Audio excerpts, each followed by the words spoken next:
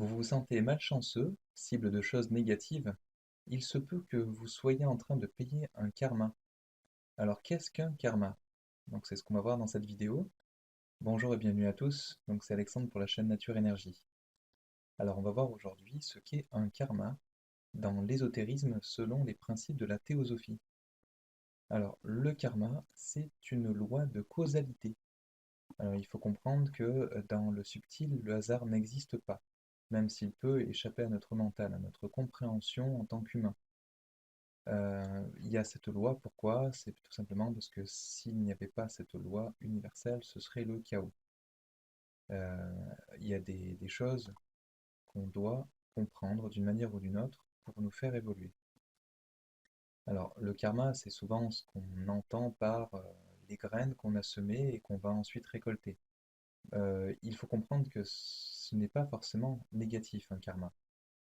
Si on a semé des choses qui sont positives, qu'on a fait avec le cœur, qu'on a fait par amour, on va les recevoir, ces fameuses récoltes, plus tard. Alors c'est pas forcément dans cette vie, ça peut être dans la vie prochaine. Mais ce sont des choses qui vont nous faire évoluer. Donc on a trois grandes classes d'énergie qui nous composent en tant qu'humains. Donc ça va être les énergies du mental, de l'astral et du physique.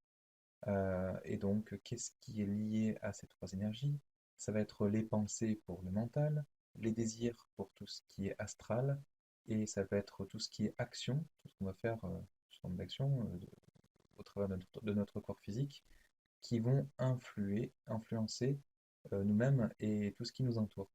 Donc c'est au travers de ça qu'on va déclencher euh, un ou des karmas. Donc selon où va se situer le karma, ça va nous impacter plus ou moins puissamment. Il faut comprendre que tout ce qui est pensée, en fait, tout ce qui va agir sur le mental, ce sera sur un niveau énergétique qui sera le plus haut au niveau humain. Donc c'est ce qui va nous déclencher potentiellement les karmas les plus importants. Donc une pensée est à la fois créatrice et elle peut être soit très néfaste, soit être très positive. Donc c'est pour ça que ce que disait aussi Maître Philippe de Lyon, c'est qu'il faut être très attentif à nos pensées. Donc après, il y a aussi tout ce qui est désir qu'il faut essayer de contrôler pour éviter de se créer des karmas. Et après, les choses peut-être qui seront un peu moins importantes, ça va être dans le physique, hein. Si par accident, voilà, on fait tomber quelqu'un, c'est pas forcément ce qui va nous créer les pires karmas.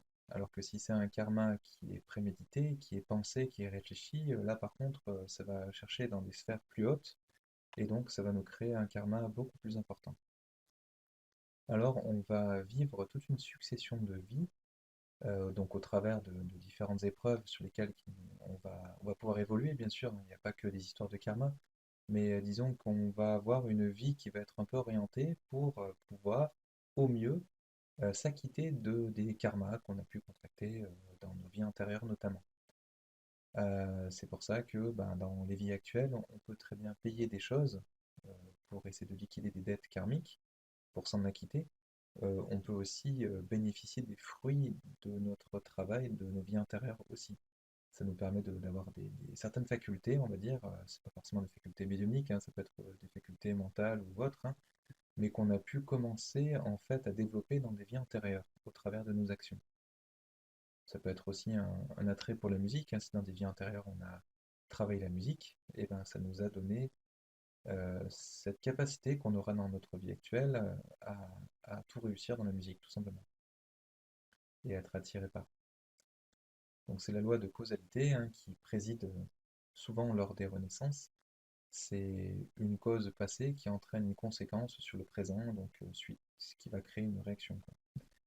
Donc souvent c'est attribué comme de la malchance, mais c'est souvent par ignorance. Il faut comprendre qu'il y a des lois qui sont beaucoup plus importantes que l'on ne croit dans l'univers, dans le subtil. Et donc c'est pour ça que c'est important d'avoir cette ouverture d'esprit, de comprendre ce que c'est que le karma. Ça va vous permettre de faire attention dans votre vie à essayer de liquider un peu vos dettes karmiques, mais sans en contracter d'autres, pour que dans vos vies prochaines et dans votre futur, vous puissiez avoir des vies paisibles et puis ben, potentiellement, si vous êtes assez évolué, ben, ne plus avoir besoin de vous incarner. Alors après, il y a trois types de karma. Il y a ce qu'on appelle le karma mûr. Donc le karma mûr, c'est un karma qui est prêt à se manifester. Donc il a été suffisamment mûri euh, et planifié dans votre vie pour qu'on ne puisse pas faire autrement. Ça peut être une maladie longue, où en fait on n'a pas de solution. Il faut absolument qu'on passe par là. Ça peut aller même jusqu'à la mort, hein. C'est-à-dire qu'une maladie peut vous emporter jusqu'à la mort. Ça peut être une maladie potentiellement karmique. Donc par rapport à ça, malheureusement, on ne peut pas faire grand-chose sur ce qu'on appelle le karma mûr. Mais il y a aussi d'autres karmas sur lesquels on va pouvoir travailler. Alors il y a également ce qu'on appelle le karma du caractère, qui vient des expériences accumulées et potentiellement modifiables dans le présent par une intensité équivalente et opposée. Si par exemple on a fait du mal à quelqu'un euh, dans une vie antérieure, on va pouvoir, avec notre cœur, envoyer beaucoup d'amour et prier pour, c'est pas forcément pour cibler quelqu'un, parce qu'on ne sait pas exactement à qui on a fait du mal potentiellement dans une vie intérieure, mais prier pour toutes les personnes à qui on a potentiellement fait du mal, en leur envoyant un maximum d'amour et en leur demandant pardon. C'est un exemple, hein. Mais c'est ce qui va nous permettre, par exemple, d'effacer ce genre de dette. Il y a également le karma qui se forme en ce moment, donc ça c'est le troisième type, et qui se prépare pour nos vies futures ou pour notre futur tout simplement. Ça peut être un karma qu'on contracte pour être payé dans cette vie. Donc là, on peut y travailler bien sûr plus facilement. C'est tout simplement en faisant attention à ce qu'on fait au quotidien, à nos pensées, à nos actes et à nos désirs. Essayer de les limiter et de les rendre le plus simple possible pour éviter de contracter ce genre de karma et éviter de devoir payer des dettes karmiques continuellement. Alors il existe également des karmas, ce qu'on appelle des karmas de groupe. C'est ce qu'on va contracter en tant que karma lorsqu'on fait partie d'un groupe. Si par exemple c'est un groupe qui va faire du mal à une personne, eh bien ça va être le groupe entier qui va contracter un karma par rapport à ce qui a été fait à cette personne. Parce que c'est pas forcément des violences physiques, hein, ça peut être un groupe tout simplement qui va se constituer notamment sur Internet et s'il y a quelques membres qui vont faire du mal ou insulter une autre personne, et bien ça va potentiellement faire du mal à quelqu'un d'autre. Donc là, ça va être le groupe complet qui va potentiellement s'octroyer un karma sur lui-même. Donc il existe donc ce qu'on disait dans un premier temps des karmas négatifs qui vont nous limiter dans la prochaine vie, parce qu'il va falloir les vivre, ça ne sera pas par exemple des souffrances ou autres à vivre. Sinon, ça peut être aussi des karmas positifs et donc qui nous donneront de nouvelles facultés. Donc il faut comprendre qu'on est maître de notre destin par rapport à ces fameux karmas. Donc c'est à nous de faire attention à ce qu'on fait pour essayer d'éviter d'avoir à payer des karmas dans nos vies prochaines. Alors je vais vous expliquer pourquoi il y a des différentes causes qui peuvent exercer des effets sur nous-mêmes et dans nos vies antérieures. Je vais commencer par la première qui est les pensées et leurs vibrations. Il faut comprendre que c'est un facteur qui est très puissant car ça va influer sur nos différents corps énergétiques dans notre vie actuelle et dans nos vies futures. Euh, c'est des formes pensées ou en tout cas des pensées qui vont pouvoir dans le subtil se détacher potentiellement de nous-mêmes et influer d'autres êtres qui vont ensuite s'incarner potentiellement à nos côtés ou, euh, ou influencer en tout cas d'autres êtres en bien ou en mal. C'est pour ça qu'il faut faire bien attention à ce qu'on pense et essayer de travailler sur nous-mêmes pour essayer de se purifier à ce niveau-là. Parce que, si je prends un exemple, ça va être par exemple quelqu'un qui a une envie de meurtre mais qui ne passera jamais à l'action, mais simplement à force de broyer du noir et de voir des meurtres de partout, eh bien ça va potentiellement influer sur une autre personne et la pousser en fait à commettre un acte de ce type. Donc c'est là où potentiellement on aura une responsabilité dans le subtil. Alors de notre côté sur le côté physique, bien sûr, vous n'allez pas être pénalisé pour ça, on ne va pas finir en prison parce qu'on a eu des pensées de ce type. Mais voilà, il y a d'autres lois, d'autres règles qui existent dans cet univers et qui peuvent nous impacter. Donc attention à nos pensées, à ce qu'on pense. C'est pour ça qu'on a un chemin spirituel à faire pour ceci, pour essayer de se libérer des choses qui peuvent être négatives pour nous-mêmes et pour les autres. Donc dans les autres classes énergétiques où on peut avoir cet impact, ça va être dans les désirs. Donc tous les objets qui vont pouvoir nous attirer dans cette vie et qui vont créer des désirs chez nous, tout ce qui est matériel en fait. Ça détermine notre corps astral notamment et qui va déterminer notre corps astral dans les vies futures. Si on est très attaché, par exemple, je vais prendre un peu un extrême, mais à des désirs bestiaux, tout ce qui est, je sais pas, tout ce qui est sexuel, ce genre de choses, on va avoir un corps qui va être un peu avec des formes animales potentiellement, qui va être mal formé. Ça va influer jusqu'au corps physique de l'enfant. Alors je parle du coup de vie future, hein. Je parle pas de cette vie-là. Mais si vous avez des malformations ou ce genre de choses, c'est peut-être aussi parce que vous avez des vies passées où voilà, vous avez développé ce genre de pensée. C'est pour ça que voilà, travailler sur vous-même, ça peut être très bénéfique pour vous sur votre vie actuelle et sur vos vies futures et aussi sur les impacts que vous avez avec les êtres qui sont autour de vous. Alors, ça peut être aussi au niveau physique. Les actions physiques, elles ont un effet sur la pensée et le désir aussi. Si on amène du bonheur matériel, on aura ce bonheur matériel dans la vie prochaine. Ça, c'est aussi une règle à comprendre. C'est que si vous vous détachez du matériel, c'est ce qui va vous permettre dans les vies futures de ne pas être privé de ce matériel. Parce que souvent, on nous met en face de nous, si on est trop dans les extrêmes, ça va être l'extrême opposé. Ça peut être par exemple, même au niveau des gens par exemple qui n'aiment pas les autres humains qui ont une couleur noire, je dis une bêtise, eh bien, s'ils les détestent vraiment à ce point-là, ils vont vivre la vie prochaine en tant que noirs. C'est pour que l'âme puisse comprendre ses erreurs, les préjugés et tout ça, qu'elle puisse vraiment, au travers de ce karma, comprendre certaines choses. Donc même dans le physique, même si ça a moins d'impact, parce que ça a des impacts que sur le côté physique, ça peut avoir un effet et vous limiter dans votre vie prochaine. Donc voilà, ce qu'il faudra comprendre, c'est que chaque force karmique va opérer sur son propre plan. On va avoir des causes à effet sur le plan physique, par exemple, mais qui ne vont pas impacter d'autres plans. C'est un petit peu moins vrai sur le plan mental ou astral, où à chaque fois, ça va impacter un petit peu quand même le niveau d'en dessous.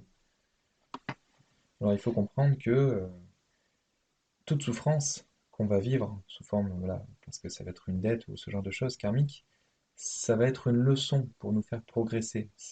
On ne nous fait pas les choses pour nous punir, pour le plaisir de nous faire souffrir, ce genre de choses. Alors on s'en rend pas compte en tant qu'humain, on le comprend une fois qu'on passe de l'autre côté et qu'on nous remontre notre vie, qu'on nous explique aussi pourquoi est-ce qu'il y a ça et ça qui sont pas les biens, parce qu'on va nous montrer les conséquences de ce qu'on a pu faire vivre aux autres aussi potentiellement, ou ce qu'on s'est fait vivre à nous-mêmes, hein. On a pu très bien se créer des souffrances. Donc c'est là pour nous faire progresser, on s'incarne pas pour rien. Alors, de ce que j'en sais, du coup, il y a des êtres de lumière qui ont un niveau très élevé et qui ont la connaissance de tout ce qui est karma et qui vont, c'est même pas forcément que nous aider, parce que je suis pas sûr qu'on ait vraiment le choix, mais en tout cas, prévoir nos vies pour qu'on puisse s'acquitter un maximum de nos dettes karmiques. Mais on ne pourra pas s'acquitter de toutes nos dettes karmiques en une seule vie. Il y a trop de choses différentes, trop de personnes, des êtres, pardon, qu'on a pu potentiellement impacter et qu'on ne pourra pas tous retrouver sur une même vie. Donc ça veut dire qu'il y aura des dettes karmiques, les principales vont être payées dans la vie prochaine, mais on en aura d'autres qui seront amenées à être payées plus tard, dans d'autres vies. Alors à ma connaissance, c'est ce qu'on appelle les seigneurs du karma.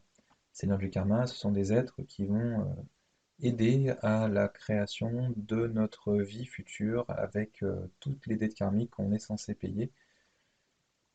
Et, et donc pour rester dans le schéma de la pensée, donc pour se libérer en fait des pensées qui peuvent être négatives pour nous-mêmes et pour les autres, donc on peut notamment s'inspirer de livres, de conférences qui vont pouvoir nous aider à casser certains préjugés, ou ça peut être aussi simplement en échangeant humblement avec les autres et en écoutant ce qu'ils ont à dire, parce que c'est pas parce qu'on n'est pas d'accord qu'il faut pas écouter l'autre. En écoutant l'autre, on aura un autre point de vue, et on va se rendre compte qu'on avait peut-être un préjugé ou une façon de voir les choses, mais qui n'était pas forcément juste, ou alors il y a peut-être d'autres façons de le voir, la chose, mais qui sont tout aussi justes.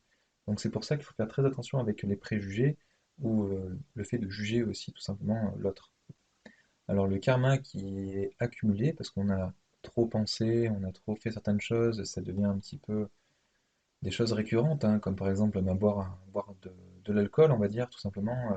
Si ça devient régulier, ben, ça devient potentiellement un karma, parce qu'on fait du mal à son corps, hein, notamment. Euh, et donc ça se manifeste aussi par le caractère, notre caractère.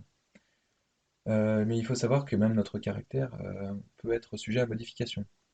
Ce sont des tendances qui sont plus ou moins fortes, hein, qui sont ancrées en nous, et avec notre force mentale, et on peut y travailler dessus. On peut aussi prier potentiellement pour qu'on nous aide pour avoir une meilleure force mentale, et notamment si c'est un mauvais karma. On peut essayer de le limiter et de l'éliminer en lui résistant le plus longtemps possible. C'est-à-dire que à chaque fois que vous allez avoir envie de quelque chose, et bien tout simplement, peut-être que là ce sera pas possible de résister à ça, au moins dans un premier temps. Mais en fait, le travail qu'il va falloir que vous fassiez au quotidien, ou en tout cas régulièrement, ça va être de résister le plus longtemps possible à chaque fois que vous allez être attiré par quelque chose qui vous contrôle.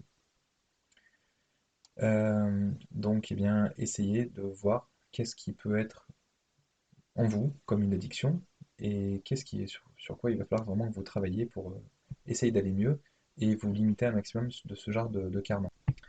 Donc, sur un karma collectif, hein, qui va être contracté par un groupe, euh, eh bien, ça va être en tant qu'individu dans un groupe qu'on va à un moment donné payer ce karma. Alors ça va être au travers d'une souffrance, ou ça peut être aussi donc, du coup soit dans une vie antérieure, soit dans cette vie-ci. On va inverser les rôles. Vous allez devenir victime et vous allez avoir un bourreau qui va vous faire comprendre que ce que vous avez fait à l'autre, c'est pas bien. Alors vous pouvez aussi le comprendre et demander pardon, hein. C'est-à-dire que si vous avez compris que vous avez fait une erreur, on va pas forcément vous le faire payer ou ça va être beaucoup plus atténué pour juste peut-être un petit test pour être sûr que vous avez bien compris. Mais il y a vraiment une grosse différence entre aller dans les lois karmiques et vivre ces expériences de victime, bourreau, sauveur, ou alors s'éveiller spirituellement, comprendre vraiment ce que vous êtes et travailler sur vous-même pour évoluer, demander pardon vraiment pour ce que vous avez pu faire. Et puis aussi, vous pouvez demander à corriger certaines choses, hein, notamment des karmas que vous avez sur vous-même, en priant, en demandant à ce qu'on vous mette sur votre route les personnes, les êtres à qui vous avez fait du mal dans des vies antérieures ou dans cette vie-là, et que vous ayez une chance dans cette vie-là de leur rendre service, de les aider à votre façon. Alors, il faut comprendre un petit peu, voilà, qu'on est un petit peu obligé, surtout dans les débuts de cycle d'incarnation, de passer par le dékarma, c'est quelque chose de normal, on les vit, on les paye, on a des souffrances pour les comprendre et ça nous fait évoluer quelque part, hein. C'est pas pour rien que cette loi existe. C'est pour éviter aussi que ça parte dans des dérives, parce que si on n'évoluait pas, on resterait tous à stagner, à être dans des souffrances parce qu'on se ferait souffrir mutuellement. Enfin, c'est pas le but. Le but, c'est qu'il y ait toujours des êtres qui soient plus évolués, qui puissent aider ceux qui le sont moins, et que ceux qui sont moins puissent évoluer pour qu'à leur tour, eux puissent faire évoluer ceux qui le sont moins, etc. Donc il y a toujours différents niveaux et on aura toujours des maîtres, hein, même s'ils sont plus physiques, ils sont toujours dans le subtil, qui pourront nous faire progresser. Et c'est pas pour rien voilà, qu'on s'incarne, c'est qu'on a des choses à travailler, des choses à se libérer, notamment en termes de karma. Donc on est poussé dans nos réincarnations par le désir. Le désir, ça peut être de vie passée, hein, de matériel, mais ça peut être aussi des désirs physiques, ça peut être des désirs charnels, ça peut être beaucoup de choses, hein.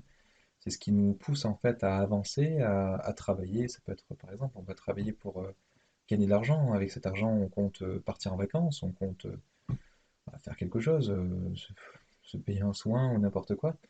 Mais du coup, c'est ce qui nous donne un but et c'est ce qui nous fait prendre plaisir à être incarné, à vivre dans notre vie au quotidien. Donc à un moment donné, il faut comprendre que à force d'évoluer, on se sent de moins en moins notre place sur Terre, on a de moins en moins de choses à y vivre, Et donc, à un moment donné, la roue de l'incarnation va s'arrêter lorsqu'on aura payé nos dettes karmiques et qu'on n'aura plus de désir de vivre certaines vies, on aura déjà presque tout vécu, ou qu'en tout cas, voilà, on n'aura plus un désir de vivre notre vie physique comme, comme actuellement. Alors, pour éviter de revenir constamment, s'incarner sur Terre, donc il y a un travail aussi pour mettre de côté nos désirs, c'est-à-dire tout ce qui est désir physique ou autre. Tout simplement, il faudra qu'on puisse eh bien, le comprendre, qu'on a des désirs qui nous tiennent sur cette terre, et à un moment donné, il faudra s'en libérer. Donc petit à petit, libérer toute dépendance à tout ce qui est objet, tout ce qui est physique, en fait, tout simplement. Donc on peut, par exemple, se priver volontairement de cet objet, hein. Ce qui me fait le plus penser en fait aux objets sur lesquels on est dépendant, ça va être par exemple un smartphone, où beaucoup de personnes sont dépendantes de ça. Ben, pour se libérer de ce genre de choses, eh ben, il va falloir qu'on s'en euh, prive volontairement de plus en plus longtemps jusqu'à ce qu'on comprenne que ben, on n'est plus du tout, enfin, on n'est plus lié en fait à cet objet et qu'on peut s'en libérer, on n'en a plus vraiment besoin. Tout ce dont on a besoin, c'est vraiment ce qui est en nous, dans notre cœur, et on a besoin d'avoir pas mal d'incarnations pour le comprendre et on peut y travailler en tout cas pour le comprendre plus vite. Mais d'abord, il faut se libérer de tout ce qui est matériel pour ne plus avoir l'envie et de ne plus avoir besoin de revenir. Alors pour se libérer des karmas du passé, il y a des possibilités. Alors ça peut être dans des vies intérieures, alors pour ça, ben, ça va être avec de l'hypnose régressive ou avec un médium que vous allez pouvoir voir ça. Mais dans votre vie actuelle, vous avez voilà, probablement des mémoires de votre passé. Et donc, quand vous allez vous remémorer certains passages de votre vie où voilà, il y a des choses que vous avez fait mais que vous auriez pu faire largement mieux, on va dire, pour être gentil, eh bien, vous allez essayer de vous remémorer ces scènes qui ont déclenché très certainement un karma sur vous et envoyer un maximum d'amour et de la bonne volonté, donc par vos pensées, par votre amour, sur, bah, ça peut être une personne, hein, si vous avez fait du mal à quelqu'un, sur cette personne pour lui dire que ben, vous regrettez ce qui s'est passé et que vous lui envoyez beaucoup d'amour pour lui dire que euh, eh bien, vous souhaitez repartir à zéro en tout cas et mettre de côté ce différent.